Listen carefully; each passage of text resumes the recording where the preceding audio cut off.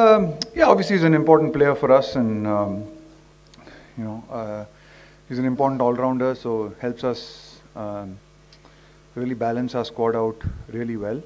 Um, but he's going to be missing this game, so we'll have to work around that and see what's the best combination and what we can come up um, with best. I mean,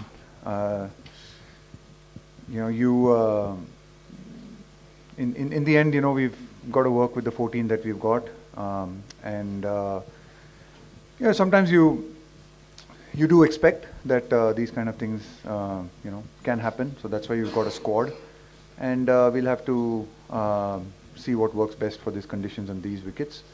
But yeah, I mean, probably might not have the kind of balance that we probably used in the first 4 games. Hello, sir. All the best for the game tomorrow. Thank you. I have a two-part question. One is, in most of the games so far, the Indian spinners have been able to choke the opposition out. Is it? Do you guys have also observed that the opposition batters have been a little circumspect and not put the spinners under pressure? And B, in terms of the opposition's quality to play spin, is this India's biggest challenge so far, at least from facing the spin point of view? I wouldn't really want to focus much on the opposition players. I'd really like to compliment the role of our spinners. I think they have done a fantastic job. I think the way the 3 of them bowled in the first game, and then obviously we played with Kuldeep and Jadeja in the next 3 games. But just the way they bowled, and like you said rightly, the way they've been able to bring us back into games, control games, take wickets, bring the run rate down, has been more, I think, down to their skill and their ability. It's nice for us to have, the both of them in the last 3 games, a lot of experience, different skills as well, even though both of them are left-arm spinners.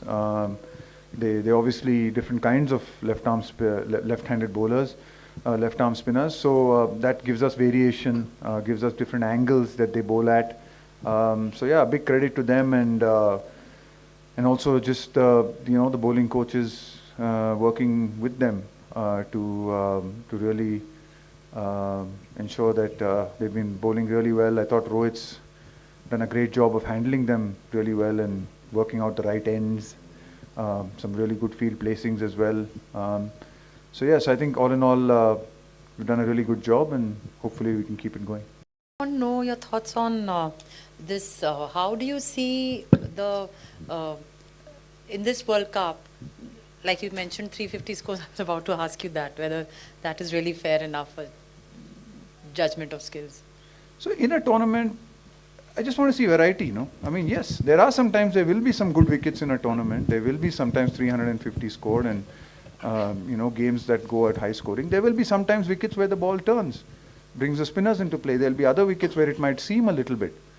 You've got a long tournament. You're playing in India, different parts of the country. There'll be different wickets, different challenges. The teams that are able to cope with all of those challenges and deal with that are the ones that will end up, being successful. We as a team have to be able to focus on that and work with that. If you want to standardize everything and make every wicket a 350 wicket, I mean, and there's very good skills on display even in a 350 plus wicket. Yes, we see some great hitting, we see some, terrific shots being played and all that. But other skills get missed out, and that's fine on that particular day. But for a few games, when it spins a little bit or something happens, it brings the bowlers into the game, you start rating them as average. Where does it leave the bowlers? Why are they coming then? If all we want to see is 4, we have, like I said, we have T20, play 2 T20 matches then. Rahul, during your playing days, I mean, you have kept wickets in ODIs and batted, and when your primary vocation was batting, your namesake is doing the same thing now. How difficult it is as a role? I mean, yeah, it's certainly not easy, and I think he's doing a fantastic job of it. I thought Rahul's really kept superbly in this tournament, and then batted really well whenever he's got the opportunity to do that, especially in the first game. But yeah, I think it is challenging, because for someone like him who, and having had that experience myself, he's not someone who keeps regularly at all, but he's probably kept a little bit more than I have. As a youngster, he kept probably up to his under 19 days, and he's kept in a few T20 games, as well for Karnataka and all that. So kept a little bit more than I did, but certainly not easy, considering he was also out with injury for 4 or 5 months, and we when we first decided that he would keep, and we wanted to have that kind of option with him as one of the options of being able to keep in and bat in the middle order. And we thought we would build him up to this tournament by giving him game time and building him up. But unfortunately, due to his injury, he actually couldn't keep for a while. But the way he's come back, the way he's worked hard, even in his injury, he kind of worked really hard when he started getting back to sort of skills. Spent a lot of time with the wicket keeping, he's worked really hard on it. So yeah, I thought he's kept really well in this thing, and it's really good to see. It just certainly gives us a lot of confidence in him and his abilities.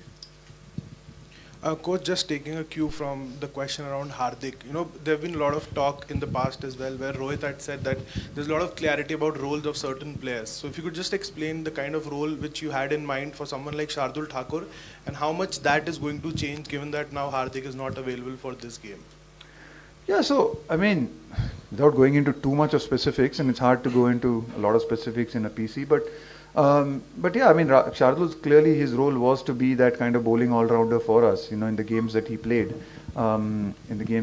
we saw him as someone who certainly has a happy knack of taking wickets, as we've seen, and then bowling those middle overs for us, and being like a fourth seaming option for us on certain wickets, which would probably require that fourth seaming option. And plus, obviously, he hasn't had a chance to really bat a lot over the last bit, but certainly he's been working very hard in the nets with his batting, and we've been working very hard on it. We've seen that he has the ability to hit some big shots and play some good shots. Of course, we've seen it more probably in Test cricket, not so much in one-day cricket as yet, because like I said, he's not had the opportunity to bat much.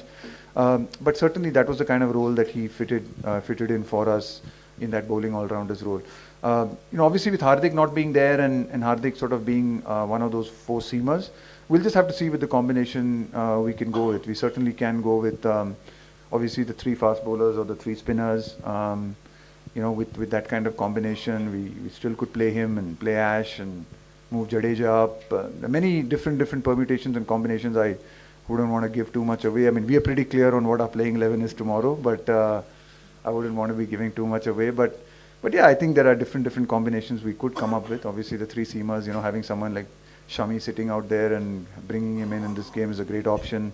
Some cases, there's Ash Ashwin, who's obviously been sitting out, who's got great quality as well. So yeah, there are 2 or 3 combinations we could use considering this till Hardik gets back.